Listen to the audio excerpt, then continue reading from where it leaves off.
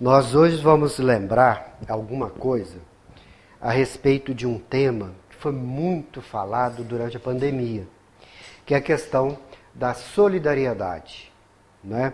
A gente ligava a televisão, a gente via movimentos, né, das pessoas ajudando umas às outras, pela necessidade que essas pessoas tinham de receber alguma coisa, mas a necessidade também que as outras pessoas do outro lado tinham de fazer alguma coisa em benefício de alguém. A chamada solidariedade. Aliás, se não fosse a solidariedade, não só durante a pandemia, mas em todos os tempos, né, e em todos os momentos, talvez nós estivéssemos passando por problemas bem maiores, porque a solidariedade consegue levar quem precisa o que ele está precisando naquele momento. Então, a solidariedade é um ato de bondade, de compreensão do que, né, está passando a outra pessoa. Aquilo que ela está passando de dificuldade naquele momento, que isso varia. Hoje é ela, amanhã podemos ser nós, né? Mas isso comove a pessoa e ela resolve fazer alguma coisa. Isso é solidariedade. E a solidariedade é também chamada de uma espécie de coesão social, cooperação entre as pessoas, né? E a gente vai ver, inclusive, que os espíritos mais elevados, eles vivem permanentemente em solidariedade. Nós, às vezes, nem tanto. Fazemos uma coisa aqui, às vezes uma coisa ali, não fazemos alguma outra que poderíamos ter feito, né? Mas quanto mais elevado é o espírito, óbvio, mais solidário ele é. Então é um sentimento de identificação com o problema do outro. Aquilo me comove, aquilo me chama atenção, né? Então, o interessante nessas situações, né, que me comovi diante do problema do meu semelhante, é que não há nenhuma barreira para que eu possa ajudá-lo. Por exemplo, não há nenhuma discriminação, né? Questão de religião dele, questão de cor. Ah, não, vou só levar a quentinha se ele for espírita. Não. A questão é mais abrangente, né? Então não há nenhum tipo de discriminação de religião, de cor, né? De pensamento que ele tenha de uma ou outra questão diferente da minha. Isso não importa. A solidariedade, ela não tem essa barreira. A solidariedade, ela existe simplesmente para ajudar o outro. A condição que aquela pessoa está passando chamou a atenção, né, de quem vai ajudar, mas o que ela pensa, o que ela faz, isso não importa, né? Então, a solidariedade, ela sobretudo, além, né, de ser um sentimento, né, que a gente carrega com a gente mesmo, né, além disso, ele define, digamos assim, uma ação, que eu faça alguma coisa.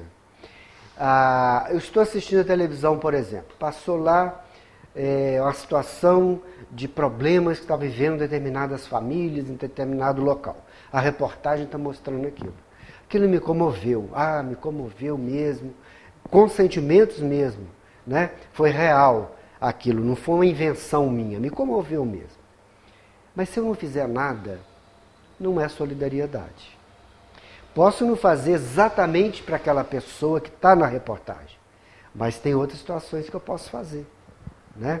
Então, a solidariedade, ela pressupõe essa cooperação efetiva com relação àquela pessoa que está precisando.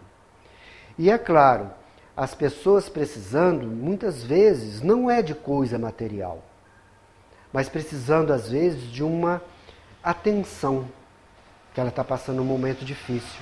Isso também é solidariedade. Aliás, a maioria das vezes, a solidariedade ocorre aí.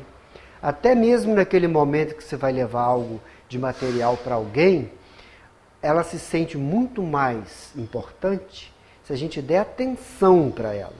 Não é só chegar e jogar o negócio e ir embora, não. É diferente, né? Então, a solidariedade, ela, na verdade, ela nos une, ou deveria nos unir. O Kardec, na pergunta 799 do Livro dos Espíritos, ele pergunta: qual a maneira que o Espiritismo pode contribuir para o progresso? De que maneira a gente pode fazer isso? Os Espíritos responderam: destruindo os preconceitos de seitas, religiões, né? De castas, níveis sociais, de cor, de raça, né? E ensina aos homens, então, a doutrina espírita, a grande solidariedade que deve unir todas as criaturas. Aí é uma ferramenta, né, segundo os Espíritos colocam, para promover o progresso da humanidade. Ele lembrou como base a solidariedade. Né? O maior solidário que nós já estivemos entre nós, todos nós temos na nossa mente, foi Jesus. Né? É aquela solidariedade que a gente chamaria de permanente. Qualquer segundo da existência de Jesus, mesmo hoje, ou quando ele estava aqui entre nós, é pensando no outro. Levando ajuda, levando apoio, instrução, um caminho novo, uma sugestão, uma condição, levando aquela criatura para uma condição melhor. O Kardec, em vida, ele tinha um lema, né? E esse lema, ele está até registrado lá na Revista Espírita, de maio de 1869. Essa frase, esse lema do Kardec, também está registrado em obras póstumas, né? Que a gente pode consultar e é mais fácil até de consultar. O lema do Kardec era o seguinte: trabalho, tolerância e solidariedade. Essas três coisas. Essas três coisas, segundo Kardec, impulsionam a criatura para onde ela quiser. No sentido positivo, é claro. Né? Trabalho, tolerância e solidariedade. Então, principalmente a tolerância com a solidariedade está muito juntinho ali. Né? E o trabalho é fazer alguma coisa para as pessoas que naquele momento estariam precisando. Então daí, com essa primeira conversa, a gente pode notar que tem dois tipos de solidariedade. A primeira delas é o que a gente chama de solidariedade instantânea. Eu me comovi com aquela situação, então eu vou lá e faço alguma coisa. Né? A pessoa teve um vizinho, teve um problema financeiro sério, por exemplo. Eu pude ajudar, eu ajudei com alguma coisa. Teve uma pessoa da onde eu trabalho, que ela teve um problema sério familiar, parei, escutei, tentei passar alguma coisa de positivo, sugeri alguma leitura e assim por diante. Fui solidário com aquela pessoa naquele momento, né? Instantaneamente. Esse fato talvez até se resolva e nem se repita mais. Então foi um pontual, uma ação pontual, né? Outra, vou doar sangue. É uma solidariedade com as pessoas, né? Mas é uma coisa que eu faço uma vez aqui, outra vez não sei onde, né? Às vezes um outro momento eu não vou poder por causa da saúde. Mas enfim, é uma solidariedade instantânea, daquele momento, daquela situação, né? Vou participar de uma campanha que está recolhendo fundos, por exemplo, para uma pessoa que precisa de uma medicação cara e não tem condição de comprar e o SUS não fornece. Um exemplo. Hoje até na internet existem as tais vaquinhas solidárias, né? Desde que a gente confirme que aquilo é verdadeiro mesmo, porque muitas vezes não é, mas tem jeito da gente confirmar, né? Eu colaborei, me convenci que era real e colaborei. Muito bem, instantâneo. Aquilo lá vai até resolver e eu não vou ver aquela situação de novo, né? Agora, quando a gente pensa um pouco mais de forma permanente de fazer alguma coisa, aí vem esse outro tipo de solidariedade, né? Não é a que a gente disse agora, que é a solidariedade instantânea, mas é a outra, a permanente. Aquela que eu faço sempre.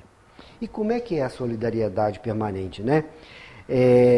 Quem falava a respeito dela era o Papa João Paulo II. Ele tem uma frase interessante. Ele dizia assim, ó, a solidariedade não é um sentimento vago de compaixão. A humanidade está tão precisada disso. A humanidade está passando dificuldades. Isso é muito vago, né? Então não é vago o que o João Paulo II falava, né? Mas é sim uma determinação firme e perseverante, quer dizer, sempre eu vou fazer aquilo, né? De se comprometer com o bem comum. E como é que eu poderia fazer isso? Um exemplo, eu vou participar da equipe do centro que eu frequento na área da... Antes existia a campanha do quilo, né? Hoje não existe mais. Mas na área, por exemplo, de ajuda material às famílias cadastradas, vamos supor. Eu vou me engajar nesse trabalho. Isso é permanente. Tem toda semana, ou todo mês, depende da instituição, né? Eu vou me enganjar no serviço do passe. Eu já tenho condição de dar o passe, já fiz lá todo o estudo a respeito, treinei, digamos assim, então já posso dar o passe. Vou me comprometer. Toda segunda-feira, toda quinta-feira, o dia que for, estarei lá dando a minha colaboração. Solidariedade permanente. Então, sempre eu vou estar fazendo aquilo. É diferente da pontual, né? Ou daquela que é instantânea. Eu faço ali uma caridade numa situação, aquilo passou, melhorou, resolveu, ela não existe mais a situação. Então, eu não faço mais nada, né? Então, existe, né, por parte dos espíritos, que a solidariedade permanente, eles nos informam, é abraçar causas. Eu vou abraçar uma causa. Essa causa eu vou dar de mim o que eu puder, né? Então, eu vou tomar parte na solução de um determinado problema que eu vou me enganjar ali, vou tomar parte daquele grupo, digamos assim, né? Pode ser um grupo religioso, pode ser um grupo de uma comunidade, né? Tantas comunidades a gente vê hoje, tem pessoas que se reúnem para ajudar ali os vizinhos, né? Aquele bairro que seja, né? Então as pessoas estão permanentemente ligadas no trabalho em prol de alguém. Solidariedade.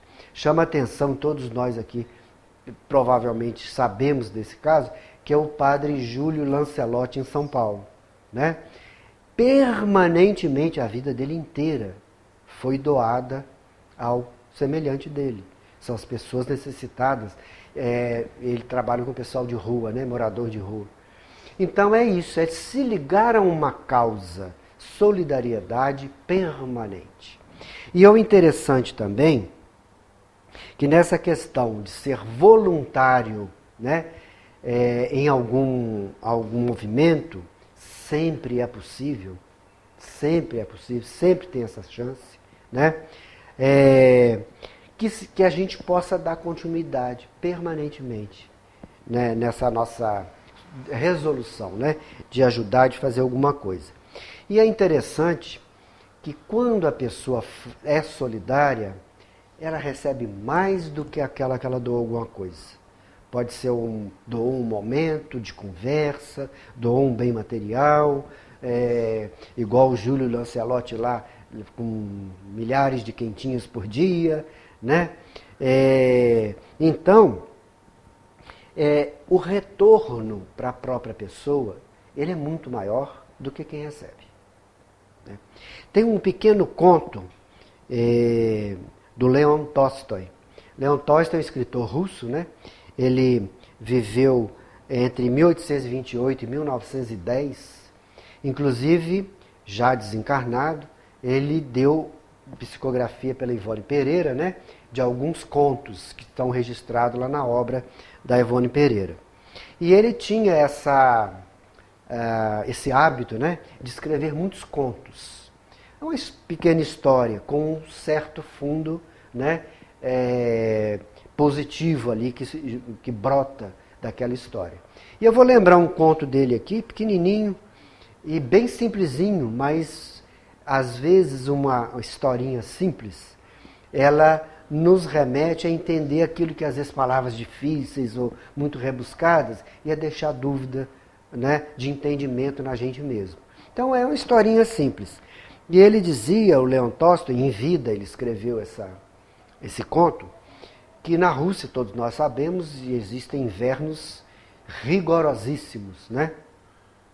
E temperaturas de menos 60 graus, menos 70 graus, coisa pavorosa, né? Nevascas que em uma hora dá uma altura desse pé direito aqui de neve que caiu e a pessoa vai andar e ainda fica lá em cima da neve, né? E esse conto que o Leon Tolstói nos traz, ele se refere ao ano de 1860. Ele estava encarnado ainda.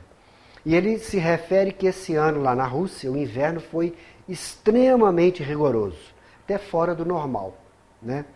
E naquela época não existia, o traslado das pessoas era feito por animais, né? Ou era em cima do cavalo, ou era o trenó, no caso da neve, né? Quando tinha neve, a carruagem, a carroça, era o que existia. Então a gente imagina em nevascas muito grandes a dificuldade de locomoção das pessoas, né? E a Rússia é um país gigantesco, né? Ele é mais de 3 vezes o tamanho do Brasil, né? Que é o maior país do mundo, a Rússia. E aí, neste inverno especificamente, 1860, foi muito rigoroso. Tão rigoroso que as pessoas ficaram quase que paradas mesmo, né? Sem poder locomover para agir ali naquilo que era necessário nas suas tarefas de profissão e tudo mais.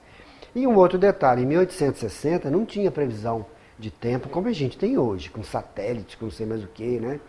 Como que as pessoas veem o tempo? Muitas até continuam vendo assim até hoje.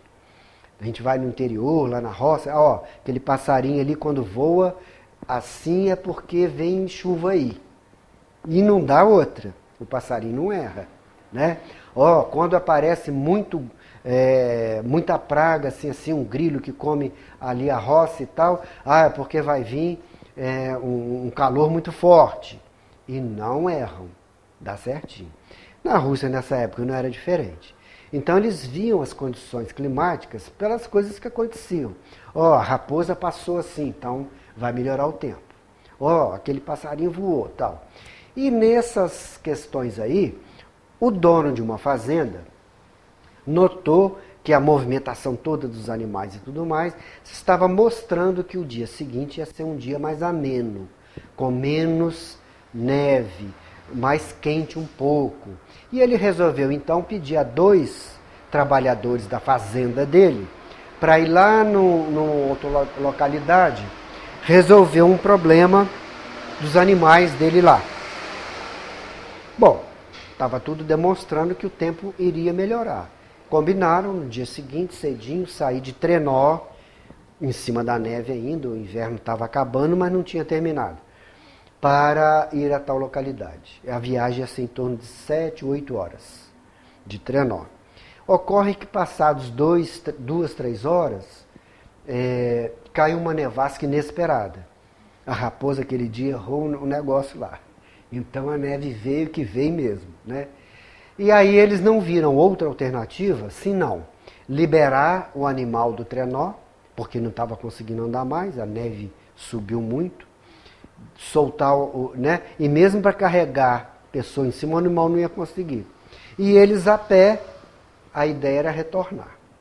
E eles retornando naquele caminho, eles verificaram que em determinado local tinha uma mulher caída com a criança de 3 anos ao lado. E, aproximados 3 anos, a mulher estava morta e a criança estava viva ainda. Então um desses 2 trabalhadores lá da fazenda, disse assim, vamos levar, porque nós não vamos deixar uma criança aqui com essa idade nessa nevasca, vai acontecer como aconteceu com a mãe dele, ele vai morrer. Aí um desses, eu não vou levar nada não, eu já não estou aguentando caminhar eu sozinho, ainda vou levar um peso desse daí, e vou embora, e foi. Mas aquele outro, tentando ser solidário com aquela criança, abriu todas as roupas, aquelas roupas pesadas de pele, né? E pôs a criança dentro da roupa lá, fechou tudo de novo, e foi andando com a criança ali na neve, com mais dificuldade ainda, né? De modo que aquilo era em torno de meio-dia, 1h da tarde, onde eles viram aquelas duas pessoas, e ele só foi chegar numa aldeia lá, altas horas da noite já. Não se sabe, ele pensando, como que ele teve energia, força para chegar na aldeia com a nevasca daquela. Bom, receberam os dois lá, foram cuidados, né, com comida, curativos e uma série de coisas, e eles passaram alguns dias ali e melhoraram, a criança bem e o funcionário da fazenda também. E ele teve a notícia de que várias pessoas morreram naquela nevasca. Aquela senhora com a criança, ela foi um caso, né? E o colega dele morreu também, né? E aí o médico que foi ali para atender disse para ele o seguinte: olha, a sua sorte foi você ter pego esse menino. Por quê? Quando você colocou ali pele a pele, ele te passou energia e você para ele. Os dois fizeram essa troca. Se não fosse por isso, você teria sucumbido igual seu companheiro lá. Então, gente, é uma historinha simples, mas a solidariedade é isso. O retorno para quem é solidário é muito maior do que aquilo que ele fez. Neste caso, salvou a própria vida de quem fez, né? Então,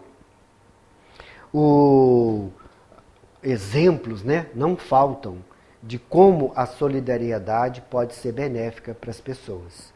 Tem até uma passagem no livro do André Luiz, Ação e Reação.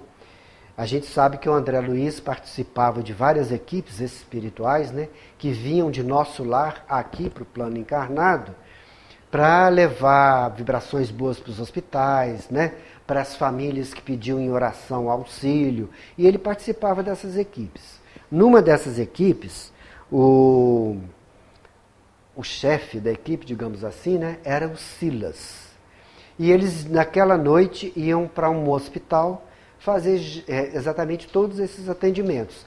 Solidariedade, voluntário, é obrigado a vir de nosso lar para cá? Não, não é obrigado, né? Aliás, todo trabalho no bem ele é voluntário, ele não é obrigado, faz quem quer, né? Mas essa turma vem, tá aí, ó, hoje de noite deve estar vindo um monte aí, os hospitais estão cheios. E por que eles vêm mais à noite, né? Exatamente porque o clima do planeta dá uma serenada, né? O trânsito para, as pessoas vão dormir, o clima dá uma melhorada. Então eles conseguem ajudar com mais eficiência.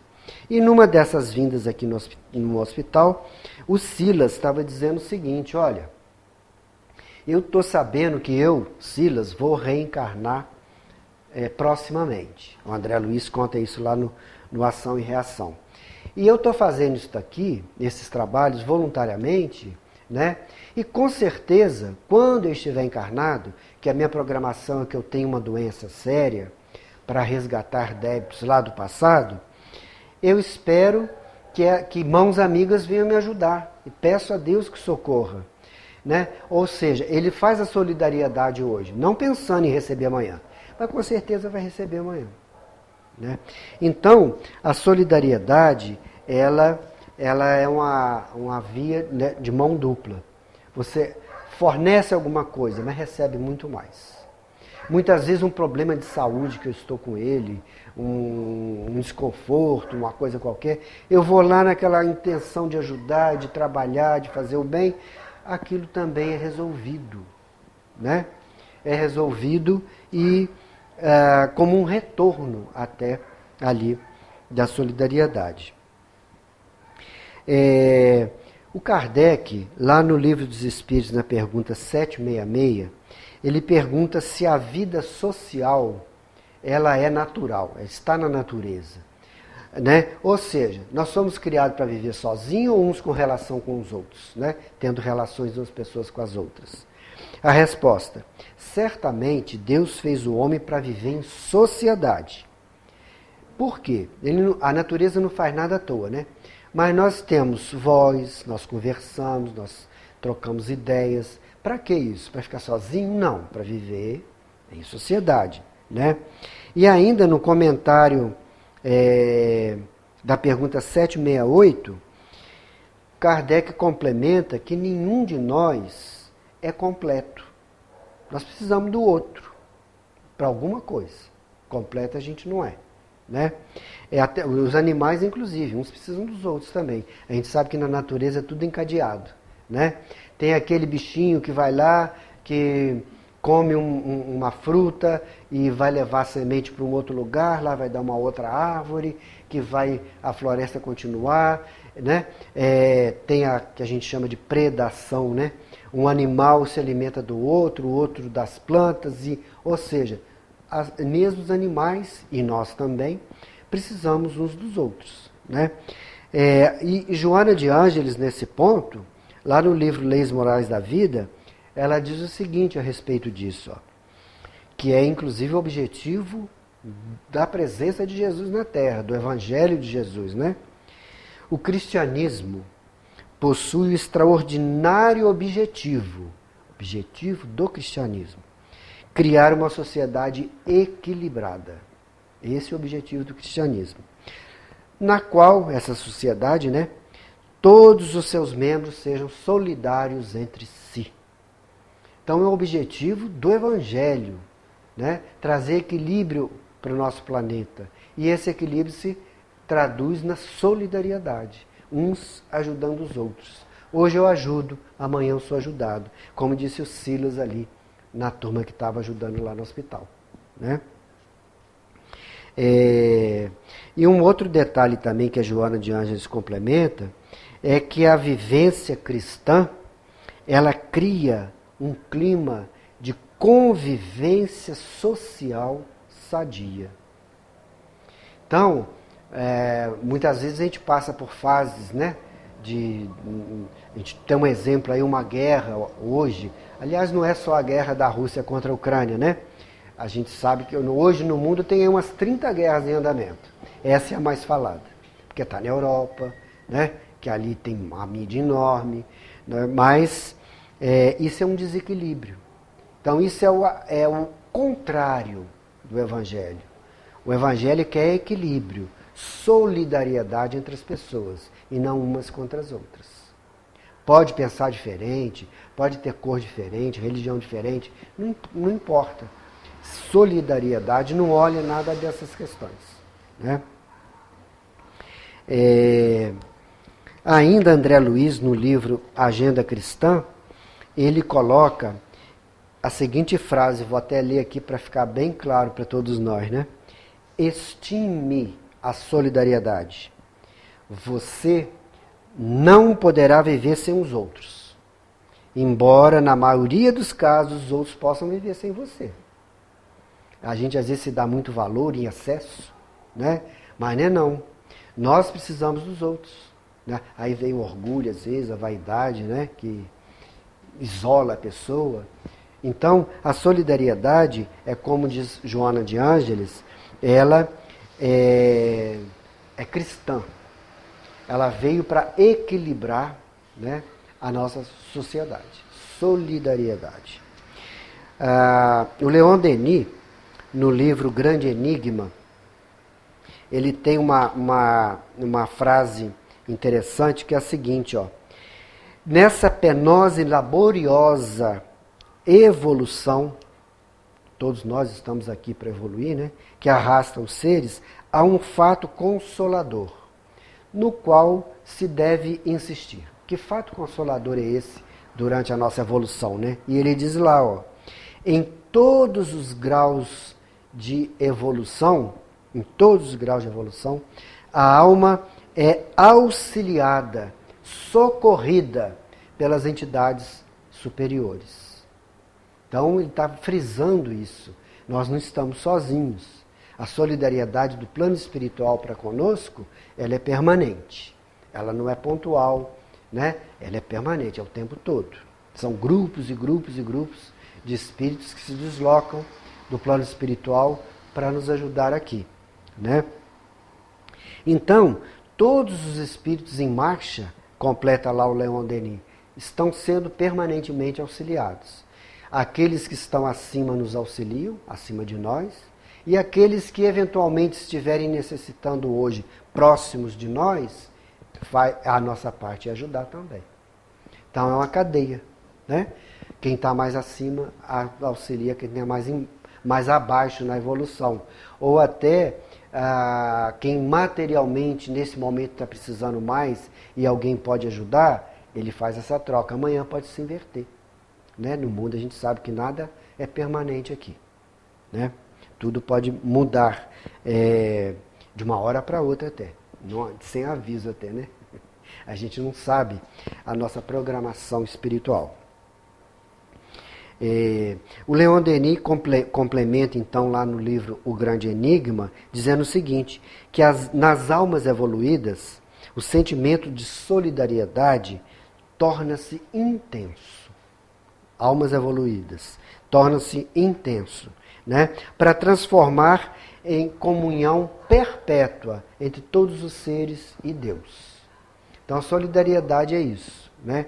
É todo mundo se ajudando, fazendo com que o outro possa ter mais conforto, mais informação, às vezes, em determinado momento, né? Para ajudá-lo na caminhada dele. A gente pode lembrar aqui um dos grandes luminares, né, da espiritualidade, que é o nosso tão e sempre querido Bezerra de Menezes, né? Essa história provavelmente as pessoas conhecem, mas nós vamos olhar a história, que muitos de nós aqui já vamos conhecer, pelo lado da solidariedade. Né? Que nós sabemos que a vida do Bezerra de Menezes, todinha, foi solidariedade permanente com o seu semelhante. Pode ser o seu semelhante que está muito bem colocado materialmente, mas às vezes precisando de algo espiritual, né? E pode ser né, a pessoa que naquele momento materialmente estaria precisando. Ele é chamado médico dos pobres, né? E o médico dos pobres, ele foi a vida inteira assim. Ele morava na Tijuca e trabalhava o consultório dele no centro antigo do Rio. Naquela época, para ir para a casa dele, ele ia de bonde, é o que existia de transporte, né? Demorava 1 hora. Inclusive foi numa dessas viagens que ele pegou o Livro dos Espíritos pela primeira vez e ali ele falou, olha, eu sou espírita e não sabia. Porque foi a primeira vez que ele leu o livro. Ele ganhou o livro e leu. Mas enfim, então ele atendia ali os clientes, aqueles que tinham condição financeira, ele passava a receita, a pessoa levava a receita e ia, né?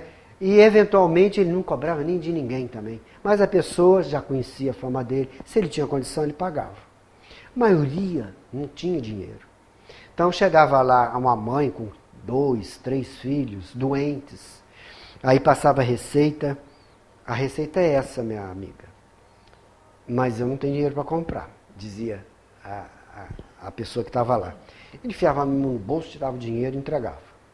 Ele não queria nem saber quanto que era. Né? Então, às vezes ele enfiava a mão no bolso, dava o dinheiro, naquele dia tinha que ir a pé para casa, porque não tinha dinheiro para pagar o bonde. Então, a pessoa era mais importante para ele do que ele mesmo. Né? Espírito evoluído é assim mesmo. Né? Então, várias dessas coisas ele fez. Um determinado outro momento, ele curou, né, pela medicina, e também a gente sabe que ter um médico com conhecimento médico e a vibração do Dr. Bezerra de Menezes é somar tudo ali, né? Então tinha uma pessoa de posses, grandes posses até, doente, e ele acabou que curou aquela pessoa através dos trabalhos, né, de receita e tudo mais. E essa pessoa um dia sabia de tudo que ele fazia pelos outros e tal, mandou um envelope com dinheiro para ele, para inclusive falar, se ele quiser ele ajuda com esse dinheiro. E não foi pouco dinheiro não, foi muito dinheiro. Aí o envelope chegou lá, ele viu, colocou na mesa, chegou naquele dia uma senhora com 1000 problemas, muita criança e tal. Ele nem perguntou se tinha dinheiro ou não para comprar receita. Pegou o envelope e entregou a minha irmã aqui, ó. Leva esse envelope e falaram que tem dinheiro aqui, você pode levar para comprar o que precisar. E foi uma pequena fortuna. E ele deu aquilo, ele nem viu, para ele estava ótimo. né? E ele foi assim a vida inteira. Outra vez ele estava nessa mesma situação, mão no bolso, não tem dinheiro, não tem dinheiro, não tem dinheiro. Ele pegou o anel de formatura dele e deu para aquela pessoa. Ó, com isso aqui você vai poder comprar os remédios e comprar alguma coisa que você precisar. Então a gente vê uma solidariedade autêntica, né? E a gente sabe que o Bezerra de Menezes, há milênios, ele já é assim. O Bezerra de Menezes foi o Zaqueu, lá do Evangelho, né? Aquele que disse que se Jesus visitou na casa dele, né? Que se ele tivesse alguma coisa devendo a algum empregado dele, que era riquíssimo na época, que ele pagava por 4, né? Qualquer prejuízo que tivesse dado a alguém. Então era o Zaqueu, lá do Evangelho de Jesus, conviveu com Jesus. Então o Bezerra de Menezes, ele tem essa solidariedade permanente dos espíritos superiores, né?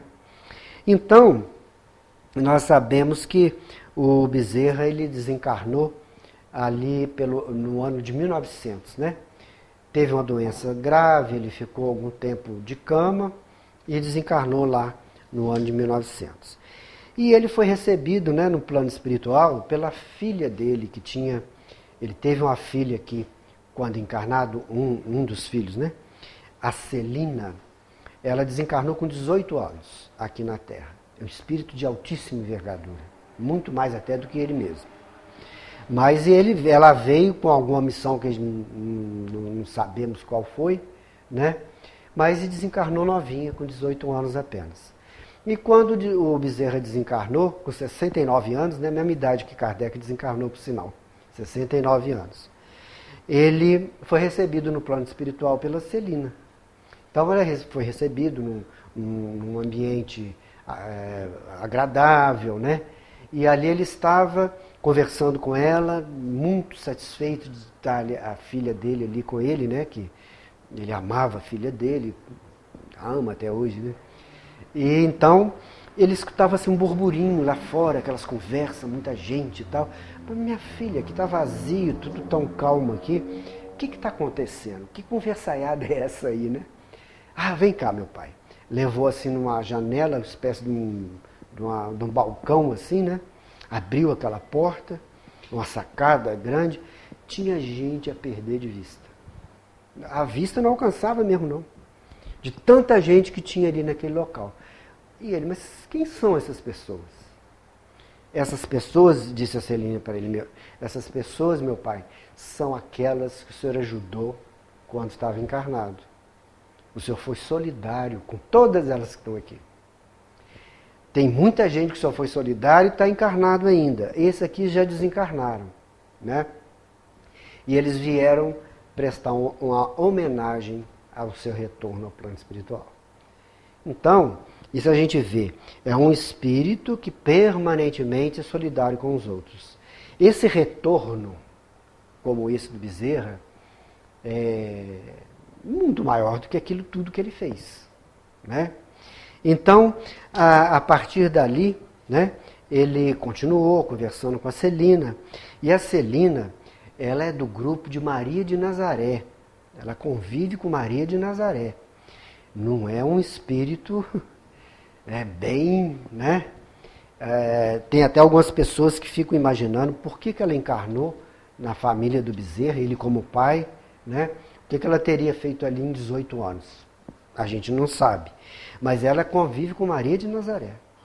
Então, ela, complementando ali aquele momento, ela disse, meu pai, eu venho trazer um recado de Maria de Nazaré para o senhor. E que recado é esse, minha filha? Ela disse que o senhor pode, né, conviver conosco nos planos em que nós nos situamos, com Maria de Nazaré, né? Ou seja, planos da magnitude de um Jesus, né? Planos evoluidíssimos. Ele pensou, viu aquelas pessoas, então estava recordando daquilo, né? De cada caso daqueles e tal. Ele falou, mas minha filha, primeiramente se agradece muito a Maria de Nazaré por esse convite, né? Mas pede a ela uma coisa para mim, para eu ficar aqui na Terra mais 200 anos, para ajudar as pessoas, né, que ainda eu possa fazer alguma coisa por elas. solidariedade. Né? Ele abriu mão de estar nesse plano elevadíssimo para ajudar as pessoas que estão aqui na Terra. Né? Então, a gente vê que nos espíritos superiores, a solidariedade, né, que em muitos casos nós aqui a fazemos de forma pontual, esporádica, de vez em quando, para os espíritos superiores ela é a solidariedade permanente. Né? Em todos os momentos eles pensam nos outros, ajudar os outros. Né? Esse é o que move, né, essas criaturas. De modo que ele pediu isso em 1900. Nós estamos em 2022, falta 78 anos para ele ir para esses planos mais elevados. Provavelmente vai chegar lá, eu não vou agora não, pede mais 300 lá para mim, né? E vai ajudar a Terra a passar, né, para um planeta aí de regeneração. Bom, e para a gente encerrar, eu vou lembrar uma frase aqui da Joana de Ângeles, que espelha bem essa questão da solidariedade. Ela diz assim, ó, a solidariedade dirigida às demais criaturas será um sinal de que Jesus está contigo, mas especialmente de que você está com Ele. Né? Há aí um entendimento. Jesus sempre está conosco. Mais ainda quando a gente faz alguma coisa de solidariedade com o nosso próximo, com o nosso semelhante. Né? E isso demonstra que nós já percebemos qual é o caminho. Estamos tentando começar ali nesse caminho para ver se a gente dá uma melhorada. Né? Então fica conosco aí o nosso desejo de que a gente possa encontrar, né, algum grupo, alguma situação que a gente possa permanentemente estar colaborando com o nosso semelhante. Com certeza nós vamos ter um retorno bem maior.